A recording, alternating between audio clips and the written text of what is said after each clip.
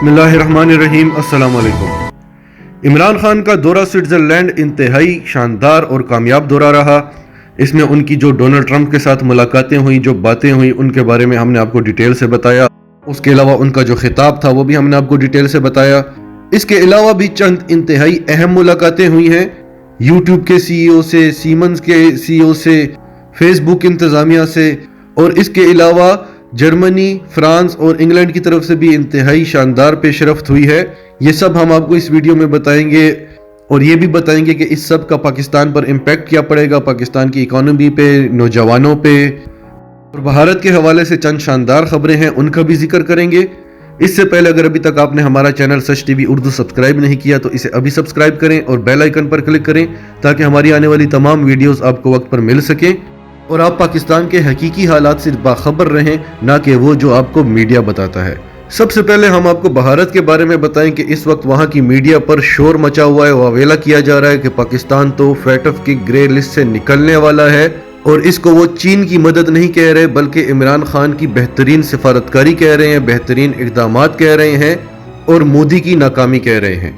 भारत की एक बहुत बड़ी लॉबी अमेरिका में और दूसरे ममालिक में काम कर रही है इसराइली एजेंसियों के साथ मिलकर, और भारत इस पर अरबों डॉलर लगा रहा है कि पाकिस्तान को एक दहशतगर्द मुल्क करार दे दिया जाए, और वो अब इसमें बुरी तरह नाकाम हो चुका है। आज सारी दुनिया जो पाकिस्तान को दहशतगर्द मुल्क मानती थी, क्योंकि पाकिस्तान का रियल फेस बताने वाला तो कोई था नहीं। कौन बताता? नवाज शरीफ बताता पर्ची से पढ़कर। आज सारी दुनिया पाकिस्तान को पुरअमन मुल्क कह रही है और भारत को इंतहा पसंद मुल्क करार दिया जा रहा है। कश्मीर में क्या हो रहा है ये इमरान खान ने दुनिया को बताया, और उस पर जो पाकिस्तान का सब्र है वो भी दुनिया को बताया। भारत के जाली स्ट्राइक्स भी बताए, भारत में अकलियतों का क्या हाल है वो भी बताया, लेकिन इस तरीके से नहीं बताया कि पाकिस्तान भारत का दुश्मन लगे। भारत की ज्यादातर आबादी इंतहा पसंद है, लेकिन इमरान खान दुनिया को यही कहता रहा कि हम अवाम के खिलाफ नहीं हैं। इससे पहले बड़ी अच्छी अच्छी हुकूमतें थी, और मेरे तो इंडिया में बहुत सारे दोस्त हैं, वो सिर्फ मोदी को, बीजेपी को, आरएसएस को दहशतगर्द करार देने पर तुले हुए हैं, और आज पूरी दुनिया उनकी ये बात मान चुकी है और मोदी को हिटलर से तंबीह दी जा रही है। भारत का सारा प्रोपेगेंडा जो पाकिस्तान के खिलाफ होता था सारा नाकाम हो चुका है। आज भारत के बारे में कहा जा रहा है कि वहां सफर के लिए ना जाएं, और पाकिस्तान के बारे में कहा जा रहा है कि पाकिस्तान सफर के लिए बेहतरीन मुल्क है।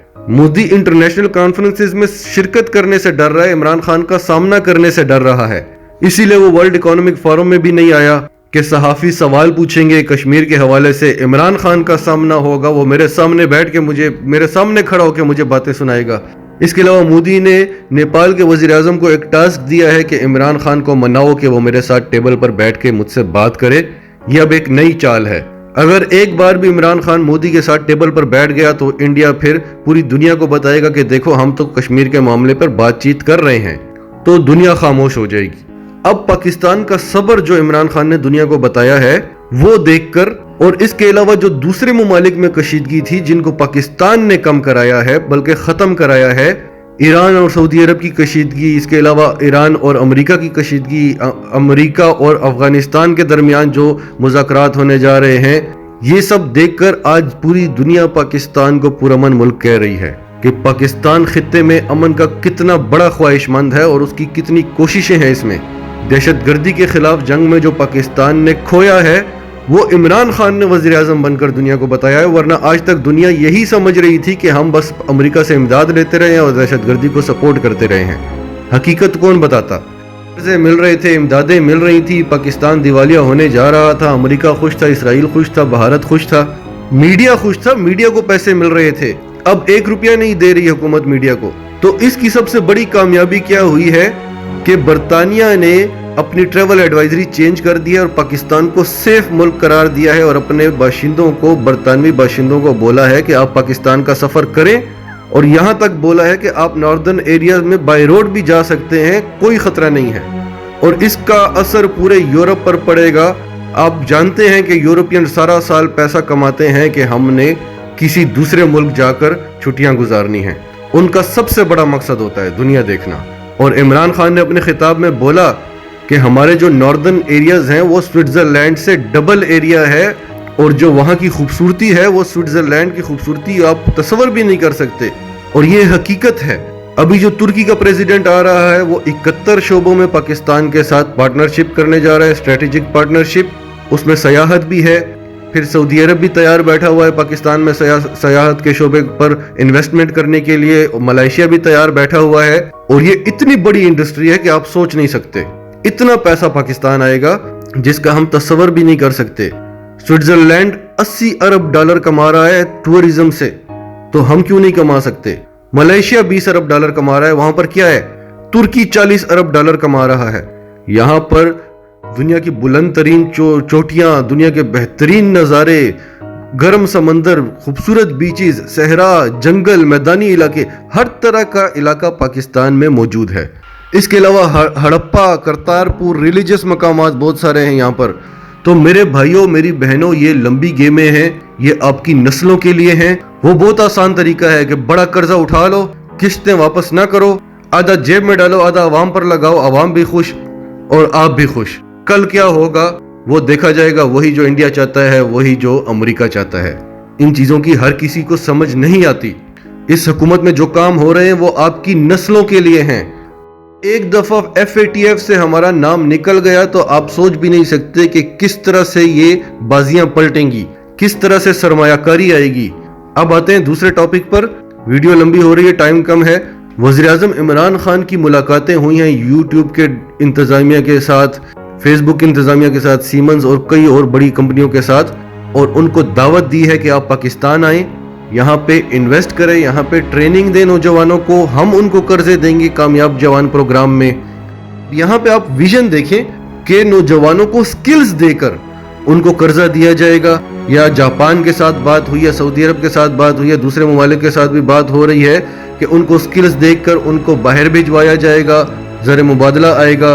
अगर आप कामयाब जवान प्रोग्राम में इन्वेस्ट कर रहे हैं तो आप जिस पर पैसा लगा रहे हैं उसको सही तरह से मजबूत करके उसकी बेस बना रहे हैं। ये नहीं कि हमारे मजदूरों को ले लो, पाकिस्तानियों ने क्या जाकर बाहर के मुल्कों में मजदूरियां ही करनी है, या यहाँ पे पैसा लगा दें भाई पीली टैक्सी पर, टैक्सियां चलाओ।